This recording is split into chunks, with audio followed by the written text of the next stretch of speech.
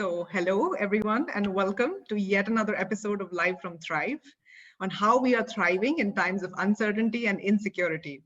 My name is Ketki Sood, and I am your host for the series.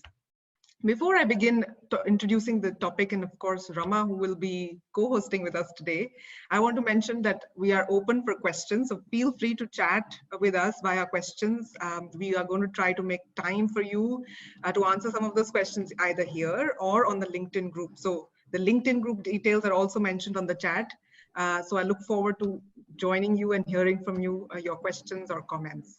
We will also be doing a short poll at the end just to get a quick feedback about how you like the session and the topic. So feel free to share that input as well. Well, great. So all of us have been experiencing life in confinement, all in the same household, children, parents, grandparents maybe. Some may not have anyone, but they might be lucky in this situation. All of us waking up day and night with the same view. We hardly manage to step out. I'm not sure that's the reality I had in mind for myself. But there is a positive side to this, right? And Rama Vaidyanathan today is going to share how we can create boundaries in our life. So I'm very delighted to welcome Rama, who's not only a voice training specialist, but also has keen interest in mind-body healing. Welcome, Rama. Thank you, Ketki. I'm just going to start my timer as well because I don't want to overshoot. Hi, everybody. Thank you for joining. So as Ketki mentioned, I am a voice trainer. I work with actors, singers, and anybody who wants to train their voice. And on a personal level, I'm extremely keen and I do a lot on the mind-body connection and healing. And I try to incorporate that in my work as well. And the basic fundamental of that is you are the way you think, you create what you think, and your body follows what you think. So on those lines, boundaries is something which we all face every day, not just because we have a lockdown, in general. So what exactly is a boundary? Anything that you don't want to do, but you're doing, that's a boundary, right? I don't want to attend a party. I don't want to eat this food. I don't want to do something. So any time you feel that you don't want to do something, but you're forced to do it, that's a boundary. So what's a boundary? I'm in my house, in your house. If there's no wall, there won't be boundary. So it's that little wall that we all have within ourselves, our own life and our own thing. That's a boundary. And unfortunately, when we are dealing with people, it's going to get broken all the time because everybody, as you and me, so it's not just that people are breaching our boundaries, we are breaching people's boundaries as well. Okay, so let's look at what kind of boundaries that can exist. So one is very simple, physical boundaries. Okay, so I don't know about how it's in Europe, but when we used to grow up in India, so I think Ketki and Shivangi can relate. When you travel by the bus, people poke you, they pinch you. That's a boundary breach, isn't it? It's something very insignificant. It's not even like sexual. So one girl could be pinching the other girl, or a boy could be pinching another boy. That's a boundary breach as well. So you don't want to get pinched or beaten or whatever. Or even somebody is hugging me and I don't want to take the hug. That's a boundary breach, right? So it happens. Sometimes you get uncomfortable when somebody gives you a hug, or you get uncomfortable when somebody doesn't give you a hug. So all these are, minor boundary things that happen every day. And then, of course, there's a huge sexual boundary that happens right from flirting and talking about it, and somebody actually imposing themselves on you, whether it's a man or a woman, on either ways. That's a big boundary break. And I don't think we have time to deal with that today, but in general, we'll talk about it. And of course, the most important for me is the emotional boundary, right? So as I said in the initial few minutes, that there's something which I don't want to do and I'm doing it. I don't want to eat this food.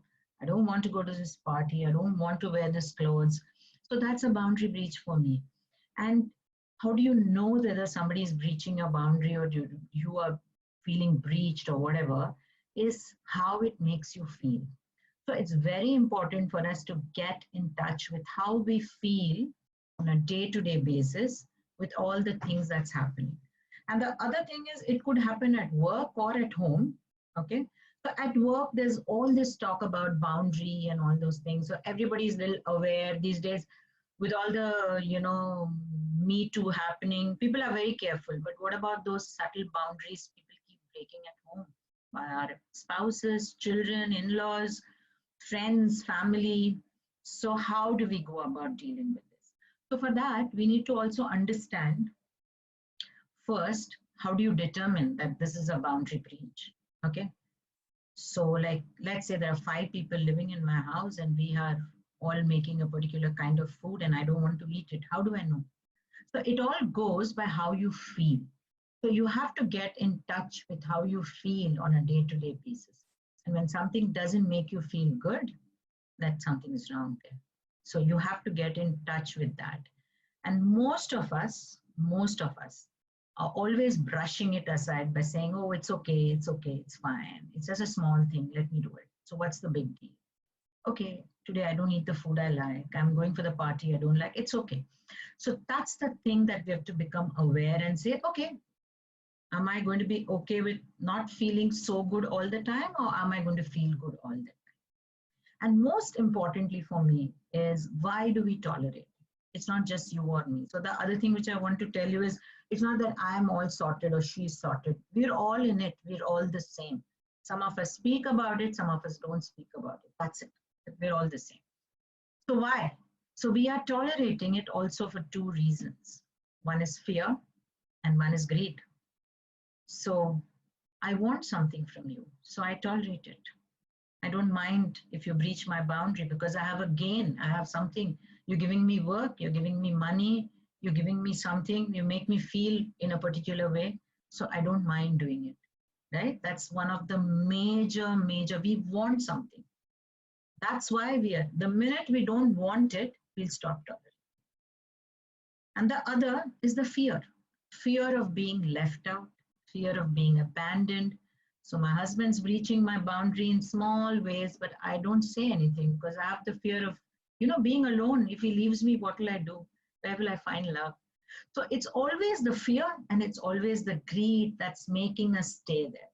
So my simple steps is, number 1 is just be aware what's happening around you and aware of how you feel, how each situation, each person is making us feel. So once we are aware, write it down. How is this person making you feel? 9 out of 10 times he's making me feel good, it's okay. 9 out of 10 times he's not making me feel good, definitely it's not okay. So you have to go by how you feel and how this person or whoever is making you feel. And then also write down why you're in it for it, why you're not acting, whether it's fear, it's greed. And then there's a third component that's coming in, that's love. So when there's love, you don't feel that the boundary is breached. For example, I make food for my child 4 times a day because he wants hot cooked food. I don't feel my boundary is breached. I feel I love him. I can do it 5 times. I can do it 20 times. But an outsider can see and say, don't you think he's pushing your boundary? Don't you think he's 12? He should be making his own food? Or maybe he should just reheat what you have made for him in the morning.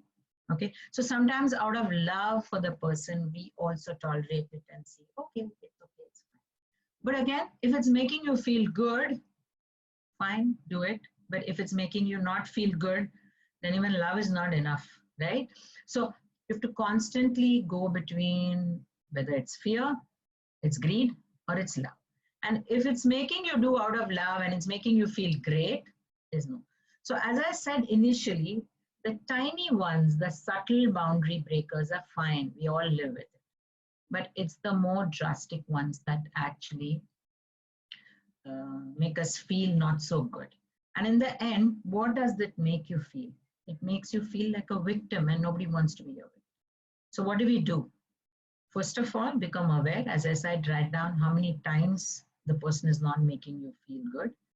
And then you should have the courage and self-love for yourself to face it. And for me, everything is just honest communication. So anybody you're having a conflict, I think if you can communicate to that person that this is not making me feel good, that is the solution. But yes, You might need to communicate once, somebody twice, somebody 20 times, somebody 200 times. They still don't communicate. So then comes a point where you say, okay, now this is not working. So what do I do? So courage to accept, acknowledge that somebody so dear to me is breaking my boundary. And then figuring it out. Why are you staying in it?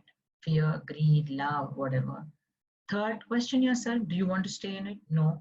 If you want, fine. If you don't want, then do you have the courage to face up to it and say, okay, this is what I want and this is what I don't want. It's very simple, actually. Everything can change with how you perceive it. If you perceive it as love, there's no boundary breach. But if you perceive it as fear or greed, then there's a boundary breach. So everything comes back to only two words. Like I use it all the time in my life, only two words: awareness, how am I feeling? What do I want to feel? And two, perception. Can I change the perception? Can I look at it from a different point of view? If that's making me feel good, fine. So I might change a perception about somebody, and I realize after 10, 20 times that the perception change has not helped. I still feel victimized and boundary breached and whatever. So then the last is courage to love yourself, be yourself, and do what you want. But every action will have a reaction, so there will be a consequence. So for example, if your spouse is breaching it, after trying everything, if you're going to walk out, there is a consequence of that, of loneliness and all those things to follow. That's why you decide, and it's never the other person who will. From outside, everybody can perceive things differently, and only you can perceive how you feel at the end of it. And for me, boundaries are very important because we are constantly dealing with human beings. And if people with whom you deal on a day-to-day basis don't make you feel good, then it's a toxic environment for you, for your body, your mind, your spirit, everything. So you have to have that environment in which you are there, whether it's work or home or friends or your circle. You need to feel good. And when your boundaries are breached, you don't feel good. And that's I have a when you need question to. here, Yes. Rama. We have a question from Catherine, who says that Yes. different people have different boundaries. And how do I know what someone's boundaries are? Yes, when you are dealing with somebody else, right? Absolutely. So, absolutely brilliant. So there again, it has to be communication. So you have to ask the other person, how is he or she making? Usually when you breach somebody's boundary, you know it because you know it from the reaction of the other person. So they may not say, but you can make out from how they look at you, how you feel. In the end, it's all energy and vibe, right? So when you break somebody's boundary, you do get you know you're doing it, and the other person is giving you the vibe. And best is to have a communication. This is what I do. And there's another issue that comes in is, why do you do it? Why does somebody break your boundary, or why do you break somebody's boundary? Again, out of fear, because you want something, you're holding on, you're snatching. You don't want your spouse to go. You don't want that to happen. The fear that this person is going to go away. So you hold on. And in that, you actually do more harm than actually doing. So answer is always two things again: love and communication. Honest, calm, peaceful communication, which I think is the toughest, but I think we all need to cultivate that, at least with our inner circle. I think that make a huge difference. Yeah, Ketki? There's another question actually, which is very interesting, from Judith, who's saying, aren't we shifting into compromise when we think it's another person's perception? It is. So you decide, okay, am I doing it? Am I compromising because I love this person? You feel good about it, do it. Don't feel good, don't do it. So we go back to the same thing: awareness and how you feel. You have to constantly feel good. Otherwise, nothing in life is worth it. And when you don't feel good, I'll go back to where I started. When you don't feel good, you have all the negative emotions. Your body is also going to get affected constantly. So the whole idea is to feel good for yourself without making anybody. Your feel good shouldn't be at the cost of somebody else's not feeling good. Your feel good should be at the cost of you feeling good. And then the other person, you can't beyond a point decide for the other person, right? So you have to decide for yourself, and you can communicate with the other person by saying, okay, This is what I feel. What do you think? And then you do come across those people who don't communicate and who refuse to. Then you have to That's see great. how long you're going to wait there and how long you're going to feel comfortable. That's fantastic. So feeling good, that's my takeaway for now. And I would say that's my intention for today, in fact. And before we close, I'm just going to ask everyone for a quick feedback. So I'm launching a quick feedback. And we'd love to hear what you thought about the session. And while we do that, while we hear back from you, we would love to, again, hear back any further questions that you have on the topic on the LinkedIn group, any comments as well. Feel free to write them on the LinkedIn group. And of course, please stay tuned for tomorrow. Tomorrow we have another fantastic session that Shivangi will be facilitating on the open space technology and conversations.